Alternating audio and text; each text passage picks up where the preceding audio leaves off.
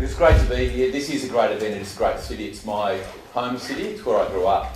I just want to do a couple of things today from a Tourism Australia point of view. One, I want to talk about a new campaign that we're running to attract the corporate end users to consider our country and to bring more of their events to great places like Australia. Two, and I'll show you a bit of a show reel on that. Two, I want to have a bit of a talk about some of the numbers and some of the ambition around the Australian business sector. And three, I'd love to answer your questions.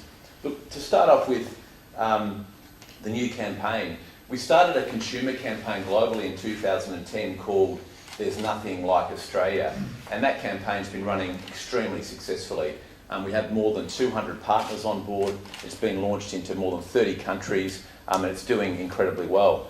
When we met with the business event sector at the time, they really liked the line, and the line is almost a strategy in a line. There's Nothing Like Australia forces you to accentuate what's different, what's interesting, what's sexy, what's fashionable about your country. And let's face it, tourism and travel in the world is almost like a fashion item, and destinations come and go. How do you keep being relevant, and what is your new news? And There's Nothing Like Australia is about that for Australia. The business event sector said it's a fantastic line for us. There really is nothing like having a business event, a conference, an exhibition, a corporate meeting, an incentive in Australia. And so we lined up together, I think for the first time in many years, the consumer campaign with this business event campaign, which we're really excited to launch today. In actually researching the campaign, beyond talking to the business event sector in Australia, we also spoke to a bunch of meeting planners all around the world in markets, Penny, like China, New Zealand, the UK, USA and Singapore. What's important to them and what's particularly important to their clients? And the ads that you'll see in a moment really came out of that. The world still wants to see our iconic riches, and Australia is very fortunate, I think, to have an embarrassment of iconic riches. There are certain things in our country that when you see it are shorthand for Australia and are motivating to people all around the world. And when they see it, they want to dive more deeply into the other elements that make up this campaign. One of the other key elements making up this campaign is a great website that'll help the business event planner in particular really research and plan their business event. A very practical site. It's a combination of inspiration about what is the beauty and wonder of our country, why would you be motivated to meet or convene here, but most importantly, information. How do you put that trip together? How far is everything from everywhere? It's a bit like M-Connect. How do we join the dots between that inspiration and the information required for people to help make that decision?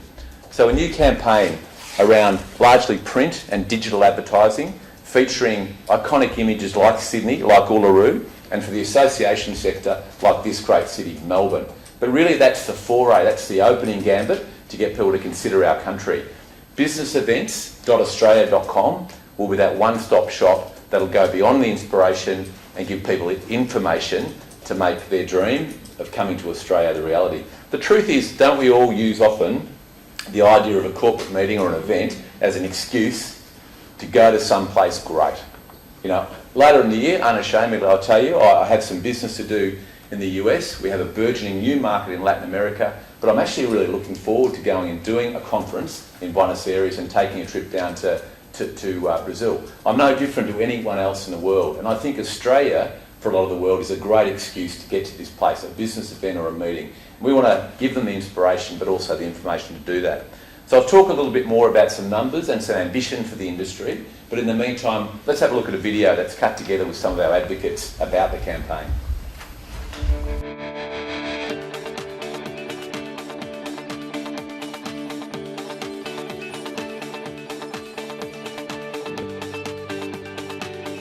Australia is an appealing destination for clients, I think, because of its amazing natural beauty. Australia would certainly rank high above, probably amongst the best in the world in terms of incentive locations.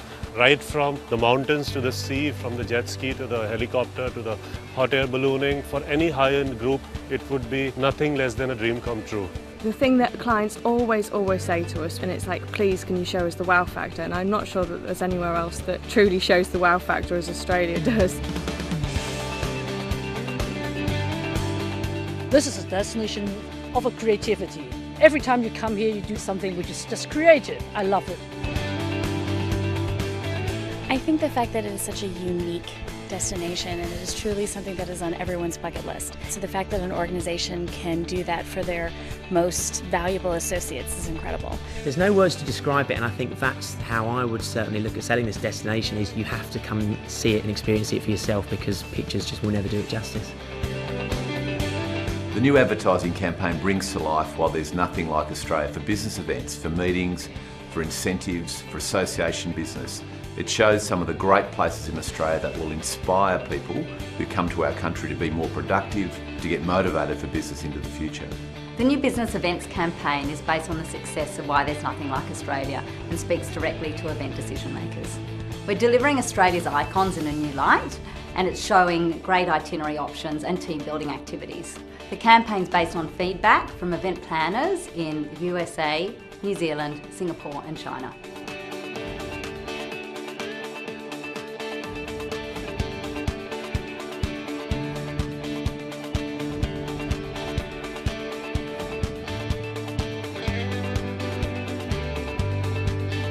The Australian product is fresh. Everything is fresh. The wine is good, the food is good, and near the sea you can have a lot of seafood. Everything is perfect here. I like Australia. It's always been my dream as a child to hold a koala. I actually wanted one as a pet. Absolutely amazing.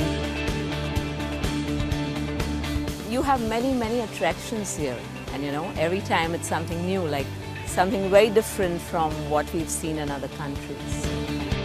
It's an exciting destination. You're actually getting out there, you're meeting some amazing locals, and also there's just such unique things that we've been able to do. This is an experience of a lifetime. So it'll be a great campaign. We'll spend about $5 million globally putting effort into this campaign, about $1 million on the print and digital executions. But we're doubling effort in markets in Asia in particular, and China is one of the key ones. So a lot of time and effort has gone into thinking through the campaign, making it relevant particularly for event planners, and really going to the heart of the people that make decisions, corporate end users. So that's what we're after. We're after people to A, have us on the list, but B, make the decision of us against other destinations, and that's really important. When I look at that video, I personally am inspired. I think we have a beautiful country that's optimistic and has a great workforce, a great service culture, and I do think that our event sector does that as well, if not better, than any country on earth. Now, of course I'd say that, but I have been around a long time now, about 20 years, and I've seen this in other places, and I do think it's somewhat of a unique selling point for Australia. Just in terms of the ambition that we have for this industry, business events in Australia is growing. It's probably getting back to pre-GFC levels for us. Last year it was worth about 8.5 billion, unpublished figures, but it'll show that it's grown to about 9.2 billion in 2011. The ambition that the industry's come up with, like the Tourism 2020, is a doubling of that value over the next decade. So seeing it being worth in excess of $16 billion to the Australian economy by 2020. For that to happen, we need the sorts of infrastructure that Peter spoke about here at the Convention Centre to grow, and not just here, but Adelaide is looking to almost double its capacity and build plenary.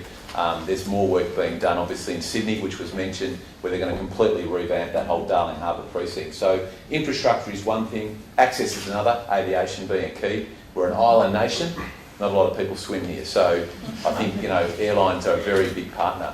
And that's probably the final point I'll leave you with.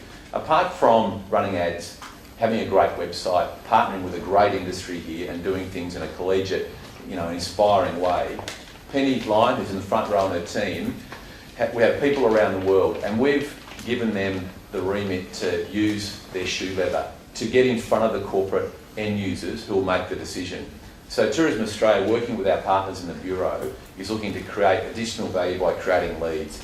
And so it's good old-fashioned shoe leather. It's getting in front of those decision makers, but with inspirational information, such as the stuff you've seen.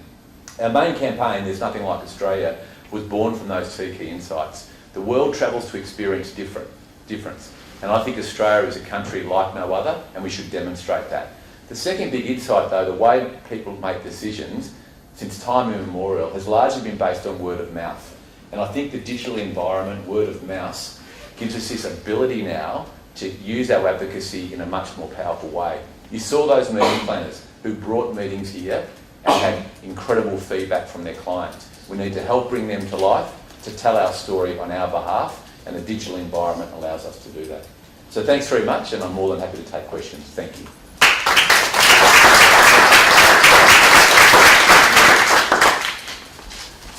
Questions? None of you have been that shy in the past. Yeah. What the kind of numbers into arrivals into Australia last year, and what's the target for this year? Sure, 870,000 people came to Australia last year as a corporate, but that's a lot of business travel as well. As I think Karen pointed out, about 170,000 were coming specifically for a business event or conference.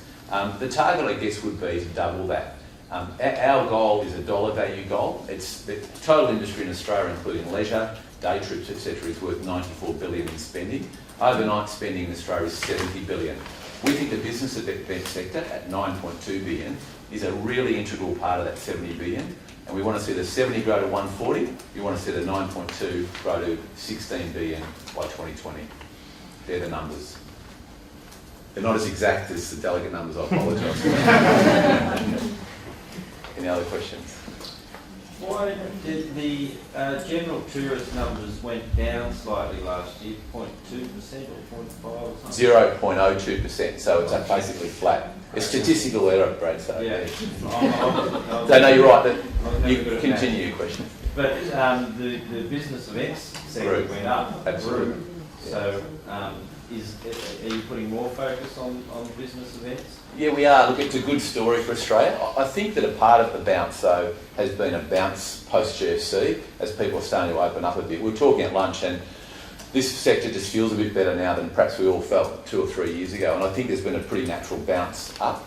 The leisure sector's probably been a bit more heavily impacted by the probably economic woes in Europe, the UK, Europe and the Americas, yet we're seeing huge growth out of Asia, as is the business event sector. But you're right, it's been a shining light in the last couple of years as it's bounced back, as I've said, getting to pre-GFC levels. So a lot of room to grow, I'd argue. Incredible destination, new facilities coming on board. One of the big issues for Australia at the moment is capital cities like Melbourne are starting to get to capacity Monday to Thursday, and that is an issue that the industry needs to face up to in the next decade. The 2020 Industry Potential talks about we need more beds in capital city Australia. Capitals like Melbourne, Sydney, Perth, Brisbane, Adelaide, Hobart are very full during peak seasons and very full in the corporate centres between a Monday and a Thursday. The aviation access we think is coming. You've got Chinese carriers, Middle Eastern carriers, low-cost carriers growing at a great rate into Australia. And probably the biggest other challenge will be labour and skills. But look, we think a lot of that's being addressed. You know, Peter and the MCEC's plans to revamp this place even further is incredible. And Melbourne's been one of the great cities at actually improving its room stock as well. So we think that's going to come. We're going to go out and market it heavily. And how did you Dreamtime went for you late last year, and along with the digital and print campaigns, have you got any more sort of event-based activity coming up for next year? Penny might chip in here, but I thought Dreamtime was fantastic. Stu, I'm not sure what you thought, but what we did for those who weren't there, we really took a hands-on approach with the event and meeting planners. We got them into one place, but put them out to, I think, 8 places all around the country. They came back in to the centre, back into Sydney, buzzing, talking about the incredible experiences, almost showing off to each other what they'd done. And I think that is advocacy, and we need to encourage more of that. Probably I think it's a better format than perhaps bringing them just into one place and seeing people. I think seeing the physical product was a great initiative. I believe the feedback's been really good. Buyer survey feedback was 94%, Stu. 24. Yeah, 94.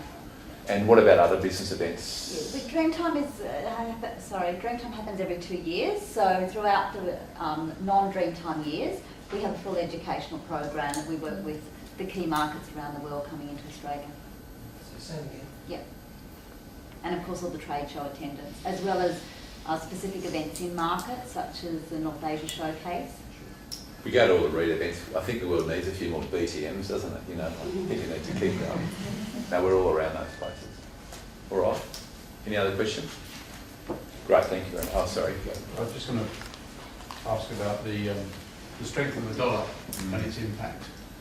There's obviously not much you personally can do about it, but presumably that's reflected in those flat figures as well. Look, I think it is. I think I've said it on the record before, I do think sometimes our industry overplays the dollar. I think Australians are probably the most financially literate people on earth. We look at 620 every night in the news, what's our dollar buying, and I think it's exacerbated some outbound growth. Internationally, it's not the first decision-making point of say a meeting or an event planner, it has made us more expensive, you know, genuinely. And I do think if it's a price decision, we're not as affordable as we was. But I do think we're stacking up pretty well. And this sector is growing, and you could go around and talk to people in different countries. The mood is good, and the mood toward Australia is good. So I'd argue those factors will overcome the dollar. And to your point, we can't do anything about it. So our sort of philosophy is let's do things about the things we can do something about, and that's what we're focused on.